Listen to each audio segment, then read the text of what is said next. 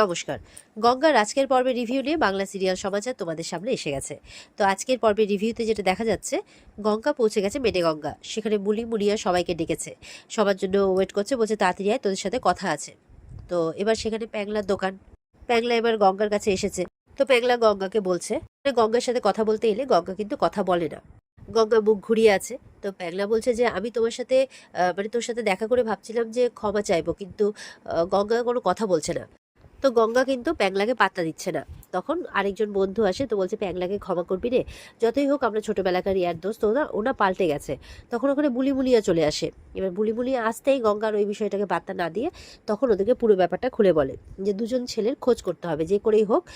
দুজন ছেলেকে, মানে ওরা দিদিভাইয়ের বিরুদ্ধে এরকম অভিযোগ দিয়েছে, আর এই ছেলে দুটি হচ্ছে কালপিট, এদেরকে ধরতেই হবে যে করে হোক। ছেলে দুটোর ছবিও পেপারে দেওয়া আছে, সে এটাকে চিনতে পেরে যাবে। আমি রাত্রে বেরোতে পারবো না, নাহলে স্যার আমাকে ধরে ফেলবেন।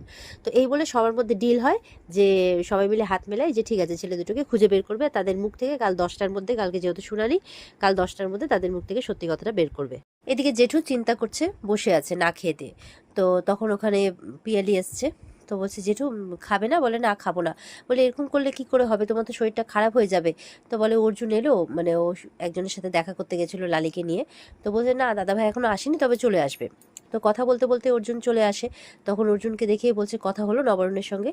বলে হ্যাঁ কথা হলো, চেষ্টা তো চলছে, এখন দেখা যাক কি হয়। তো তুমি খেয়েছো? বলে না খাইনি। পিয়ালি বলছে খাইনি। তখন বুঝিয়ে শুনিয়ে একটু পিয়ালিকে খাবারটা নিয়ে আসতে বলে জেঠুর জন্য, জেঠুকে খাবারটা খেতে বলে অর্জুন। আর চিন্তা করতে বারণ করে যে আমরা যে করেই হোক এই সিচুয়েশন থেকে উপালিকে বের করব। তো গঙ্গার কথা জিজ্ঞাসা করছে, গঙ্গা কোথায়? তো পিয়ালি বলছে গঙ্গা তো নেই, ও মেটে গঙ্গা গেছে, মনে হয় বাবা গঙ্গেশ্বরের মন্দিরে যাবে, তো এখনো ফেরেনি। তখন জেঠু বলছে উপালিকে খুব ভালোবাসে মেয়েটা, গঙ্গার দিকেও দেখা যাচ্ছে না। তো এরকমভাবে বলছে, এরকমভাবে কথাবার্তা হচ্ছে আর কি। এবার গঙ্গা পৌঁছে গেছে স্কুলে। সেখানে গিয়ে উপালির মানে ওখানে গার্ডকে বলছে উপালির দিদিভাইয়ের যে প্রিয় ছাত্রছাত্রী তাদেরকে ডাকতে। তো সেই মতো করে ও ডেকে দেয়, আর তারা চলেও আসে। তারা উপালি ম্যাডামের খুব প্রিয় ছাত্রছাত্রী। তো তাদের কাছ থেকে গঙ্গা জানতে পারে যে সেই ছেলেগুলো, বাড়ি ওরা চেনে না, তবে ওরা বলছে আমাদের ম্যাডাম এরকম করতেই পারেন না, তবে ওই ছেলে দুটো খুব বাজে। ওরা মানে ম্যাডাম বাধ্য হতেন ওদেরকে পানিশমেন্ট দিতে, হয়তো ম্যাডামের উপর ওদের রাগ ছিল তাই বলছে। তো এবার গঙ্গা ওদের কাছ থেকে জানতে পারে, বাড়ির ঠিকানা না পেলেও ওরা কোন রেস্টুরেন্টে যায় তো সেইটা জানতে পারে। তো তাই মনে মনে বলছে এবার ওই টুকলিবাজ দুটোকে ধরতেই হবে। এদিকে মেঘনাথ তমালের আসার অপেক্ষা করছে, যে কি খবর হলো না হলো তাই শুনতে পাচ্ছে না। এবার এসে জানতে পারে, তমাল চলে আসে, তার কাছে জানতে পারে ওই চারু বলে ছেলেটার যাতে খোঁজ খবর না করতে পারে, যেহেতু তাকে নিয়ে গেছিলো থানা কোর্টে, তাকে একটা শেল্টার দিয়েছে। তো বলছে খুব ভালো করেছো, যাতে অর্জুন খুঁজে না পায়। আর বলছে যে একটু নজরে নজরে রেখো, গঙ্গার অর্জুন যে কি করছে, মানে বিশেষ করে গঙ্গা কিছু বোঝা যাচ্ছে না। তবে ওই বাচ্চা দুটো ছেলে, ওদের ওদের উপর না আমার ভরসা নেই, আমি নেক্সট হিয়ারিংয়ে থাকবো কোর্টে। কারণ ওরা বেফাস কখন কি বলে দেয়, তাই না? তখন আবার তুমি ফেসে যাবে, কারণ সবটাই তুমি করেছো। তোমার পাশে কিন্তু স্যার আমি তো আপনার কথাই করেছি। বলে আরে বাবা, আমি বললাম যে বিপদে পড়বে, তাই না? বিপদে পড়বে, চিন্তা করো না, কিচ্ছু বিপদে পড়বে না, কোনো চিন্তা নেই। আরে আমি দেবো তো, আমার যা ইনকাম হবে আমি তার 30% হবে, তো 30% শেয়ার তোমাকে দেবো, হলো তো? এবার খুশি তো? মানে এই বলে ওকে ইয়ে করছে, কিন্তু বিপদে পড়লে কিন্তু তমালের উপর দোষ লাগাতে ও পিছু পাওয়া হবে না। তমালও সেই মতো করে টাকার লোভে ওর স্যারের কথায় রাজি হয়ে যায়। এবার গঙ্গার কথা মতো মানে বুলি মুনিয়া, ভোলা, প্যাংলা এরা সব সারা রাত জেগে ওই মানে ওই যে রেস্টুরেন্ট টাইপ যে ওটার বাইরে পাহারা দিয়েছে, যে ছেলেগুলো সকালে এলেই ধরবে। তো সেই মতো করে ছেলেগুলো চলে আসে। তো ওদেরকে এবার ওদের পিছু করতে করতে ওরা কালো কাপড় হাতে নিয়ে আছে, একদম পিছু করতে করতে একদম মুখের মধ্যে কালো কাপড় বেঁধে নিয়ে সোজা গাছের মধ্যে বেঁধে দেয়। ওরা তো বলছে ছাড়ো আমাদেরকে, ছাড়ো, ছাড়ো, তারপর দেখাচ্ছি মজা, মুখ খোলে বলেই যাচ্ছে, আর ওরা বেঁধেই যাচ্ছে। এবার গঙ্গা ওখানে চলে আসে, তো বলছে ছাড়ো আমাদেরকে, ছাড়ো। তো এবার গঙ্গা তখন ওখানে একটা পিঁপড়ের চাক দেখতে পায়। তখন ওর মাথায় একটা আইডিয়া আসে। তখন ওই বুলিদেরকে বলে মধু নিয়ে আসতে। ওই চাকটার মধ্যে মধু ফেলে সেই মধুটা লাইন করে একদম ছেলেগুলোর পা বরাবর নিয়ে চলে আসে, যাতে পিঁপড়েগুলো একদম লাইন বরাবর তাদের তাদের পায়ে এসে, মানে তাদের গায়ে এসে ঘেরাও করে। আর ঠিক কিছুক্ষণের মধ্যে তাই হয়। পিঁপড়েগুলো ওই চাক থেকে, মানে ওখান থেকে বেরিয়ে এসে একদম সোজা তাদের পায়ে গায়ে উঠে একদম, মানে বড় বড় কাঠপিঁপড়ে তো একদম কামড়ে শেষ করে দিচ্ছে। ওরাও সেই ভয়ে সেই চিৎকার করছে। গঙ্গা বলছে যদি বাঁচতে চাস তাহলে সত্যিটা বল, যে তোরা উপালি ম্যাডামকে ফাঁসানোর জন্য কি কি করেছিস। তো ওরা বলছে খোলো খোলো আমাদেরকে, খোলো, আমরা ঠিক সত্যি বলে দেবো, খোলো আমাদেরকে। তখন গঙ্গারা মানে খোলে ওদেরকে, খুলে নিয়ে একটা জায়গায় গিয়ে বসায়। ওরা তো পা চুলকোচ্ছে, তো জল টল দেওয়া হয়েছে। তো এবার বলছে, বল কী করেছিস?